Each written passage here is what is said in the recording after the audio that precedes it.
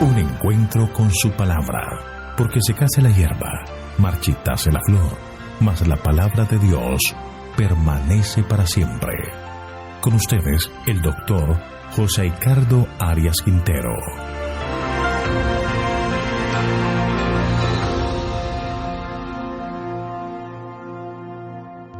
Hoy vamos a estudiar Oseas capítulo 13, predicción de la total destrucción de Efraín.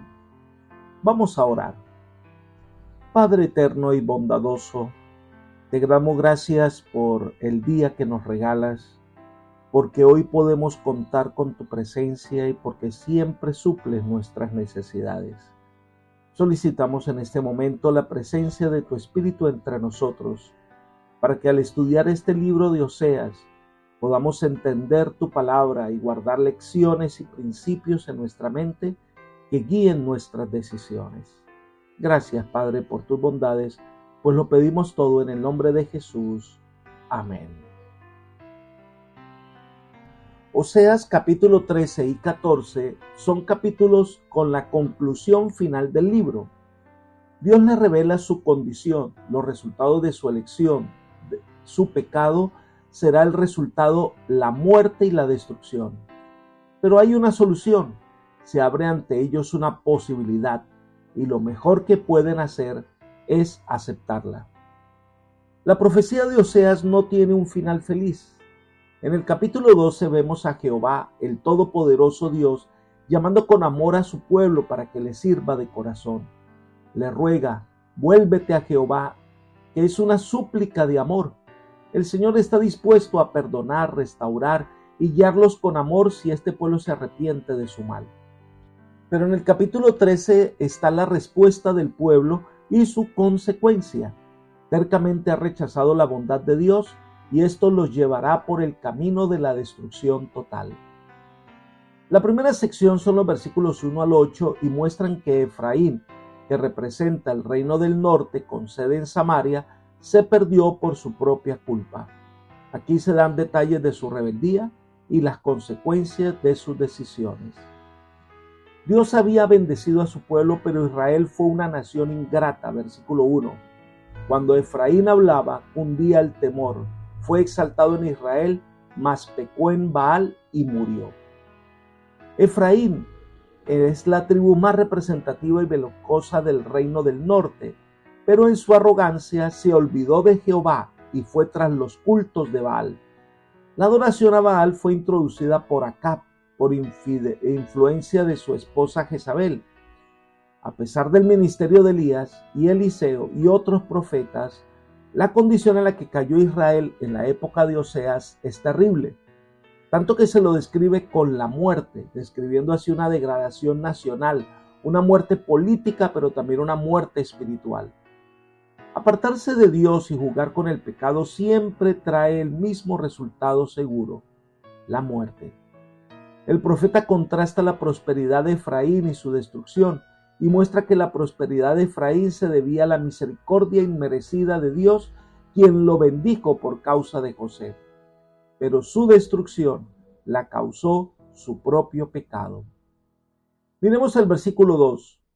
Ahora siguen en su pecado, con su plata se han hecho imágenes de fundición, ídolos de su invención, toda obra de artífices, y entonces dicen a los sacrificadores que besen a los becerros. Estas palabras señalan claramente la transición del tiempo cuando se introdujo el culto a Baal a las condiciones existentes en los días de Oseas. Era una cosa abominable fabricar y adorar una imagen tallada como una representación material del Dios verdadero, como lo hizo Jeroboam II, con lo que violó el segundo mandamiento y descuidó la solemne instrucción de que el culto a Dios debe ser espiritual y no material. Pero era doblemente abominable introducir otros dioses, como el Baal fenicio, en violación directa al primer mandamiento que exige el culto exclusivo a Jehová, y ahora, en los días de Oseas, había continuado todas las formas de idolatría, añadiendo a su pecado hasta que la nación se saturó completamente con esas falsas religiones. Estas imágenes e ídolos no tienen poder físico ni espiritual, por cuanto eran la obra de las manos de los hombres. Pero algo más, los adoradores de ídolos tenían la costumbre de besar el objeto de su adoración. Si no se podía llegar hasta la imagen, como en el caso de la luna, los adoradores le enviaban sus besos besándose la mano. En el versículo 3 aparecen 4 símiles. Leamos.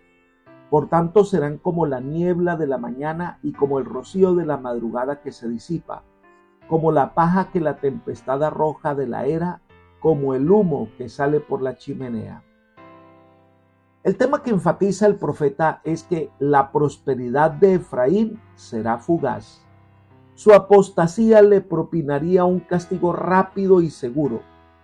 Los 4 símiles que usa son la niebla de la mañana, el rocío de la madrugada, el tamo y el humo, y denotan muy expresivamente la naturaleza pasajera de la existencia nacional de Israel.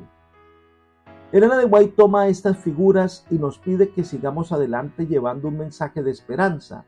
Ella dice, desde un punto de vista humano, las perspectivas de regeneración espiritual de la nación eran tan desesperadas como las que tienen delante de sí hoy los siervos de Dios que trabajan en los lugares oscuros de la tierra.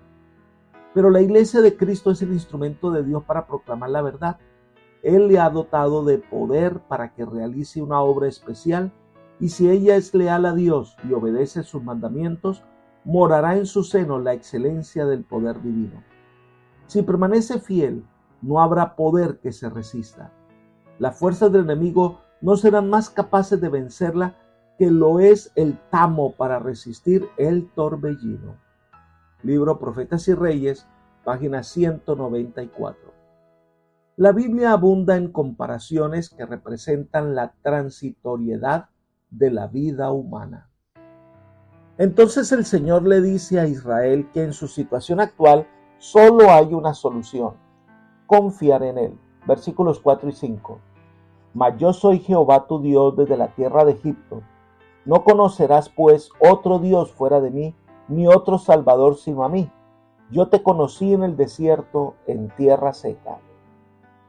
El Señor había prodigado su favor a su pueblo desde que estaba en Egipto, pero desvergonzadamente Israel lo olvidó todo. Los profetas tenían la costumbre de referirse a la historia pasada de la gracia salvadora de Dios al tratar con su pueblo, como el motivo de una exhortación al arrepentimiento por los pecados presentes y como un incentivo para buscar la aprobación y la aceptación divinas. Oseas presenta una realidad que Israel no debe pasar por alto. Ningún otro Dios puede hacer lo que Dios ha hecho. No hay otro Dios, no hay otro Salvador. La única solución es que un Dios poderoso como el que los sacó de Egipto es el único que puede sanarlos de su maldad y librarlos de la muerte. Lo único que debe hacer es entregarse al Señor, es dejar de adorar ídolos y rendirse al Señor. Pero una vez establecido en la tierra prometida y fueron prosperados, pues se olvidaron de Dios. Leamos el versículo 6. En sus pastos se saciaron, y una vez repletos, se ensoberbeció su corazón. Por esta causa se olvidaron de mí. Su pueblo se sació en los ricos pastos del amor y la bondad de Dios. Efraín es como un animal doméstico de trabajo, el cual en un pasto demasiado suculento se vuelve indómito e ingobernable. Este pueblo no pudo manejar la prosperidad adecuadamente. No se acercó a Dios para agradecer sus bendiciones. Antes se alejaron de Dios. Este es un problema que aqueja a los seres humanos en todas las épocas. Cuando llega la prosperidad, entonces su vida espiritual comienza a decaer, y eso es algo que nosotros debemos evaluar. No permitamos que eso ocurra en nuestra vida y que la prosperidad se convierta en un obstáculo para seguir al Señor. Entonces Israel va a enfrentar la ira de Dios, versículos 7 y 8. Por tanto yo seré para ellos como león, como un leopardo en el camino los acecharé, como osa que ha perdido a sus hijos los atacaré y desgarraré las fibras de su corazón, y allí los devoraré como león fiera del campo los despedazará. Oseas toma las figuras aterradoras de la naturaleza para ilustrar el castigo que les vendrá. El que escape del león se enfrentará al leopardo, y el que escape al leopardo caerá en las garras de la osa que ha perdido a sus hijos. No tienen escape. Su corazón y todo lo que lo envuelve será destrozado. Será una destrucción terrible que les espera en manos de las naciones enemigas. Parece como si Oseas estuviera esforzándose por presentar a su pueblo con mayor y mayor intensidad la comprensión de lo que significa el azote de la ira de Dios. La siguiente sección muestra el desprecio sistemático de Dios para Israel, que son los versículos 9 al 11. Pero el versículo 9 dice que el Señor introduce un llamado. Te perdiste, Israel, mas en mí está tu ayuda. Es cierto que Israel se destruyó por el orgullo, la idolatría, la sensualidad y la anarquía, porque el pecado es siempre un suicidio. Pero aunque se describe un trágico fin, se describe una solución. Si Israel así lo desea, su necesidad podía ser para él la oportunidad de Dios. El versículo es al mismo tiempo un trágico fin y un consolador comienzo. La seguridad que si bien la ruina de Israel era causada por su propio proceder, aún estaba a su alcance la oportunidad de volver al Señor. Si bien es cierto que a lo largo de todo el transcurso de la historia humana, la ira y la ruina son la justa retribución del hombre pecaminoso, no es menos cierto que la bondad y la misericordia son concedidas por la gracia de Dios, que es justo y amoroso. Tan profunda es la caída de Israel, tan poderoso y amoroso es Dios para abundar en gracia y misericordia, si solo el pueblo acude de corazón por ayuda al Señor. Solo deben reconocerlo como único y verdadero Dios y adorarle y servirle. El Señor se encargará de restaurarles, pero la historia registra todo lo contrario. Elena de White comenta, pero el amor hacia Dios y los hombres estaba eclipsado por el orgullo y la suficiencia propia. Se atrajeron la ruina al negarse a servir a otros. No dieron al mundo los tesoros de la verdad que Dios les había confiado. Podrían haber leído tanto su pecado como su castigo en el árbol estéril. Marchitada bajo la maldición del Salvador, allí de pie, seca hasta la raíz, la higuera representaba lo que sería el pueblo judío cuando la gracia de Dios se apartarse de él. Por cuanto se negaba a impartir bendiciones, ya no las recibiría. Te perdiste, oh Israel. Oseas 13:9, dice el Señor. Deseo de toda la gente, página 536. Con dolor el Señor les dice, te has perdido, Israel. No aceptó el llamado divino, tomó la senda equivocada. Por eso el Señor nos desafía a que les presente el rey que ellos han puesto. Versículos 10 y 11. ¿Dónde está tu rey para que te salve en todas tus ciudades y tus jueces, a los que dijiste, dame un rey y príncipes? Te di un rey en mi furor y te lo quité en mi ira. El pueblo de Israel pidió un rey porque creían que eran una solución a sus problemas. Dios les dio el rey, pero los problemas se acrecentaron. Ahora Israel del norte nombra reyes que Dios no ha elegido, pues su pecado es mayor. Ante la crisis, el Señor les pregunta, ¿dónde está ahora el rey que te guiará en la defensa de todas tus ciudades y tus fortalezas y que te dé la victoria? ¿Dónde están los jueces y los príncipes que te liberarán del peligro? Por supuesto, la respuesta es que no se han de encontrar esos poderosos libertadores. Estos reyes no pueden librar a Israel de su caída. Debido a su rebelión y debido a su rechazo del llamado de Dios, entonces vendrá la destrucción total. Versículos 12 al 16. Allí se hace una descripción de la magnitud del castigo que vendrá sobre Israel. Leamos el versículo 12.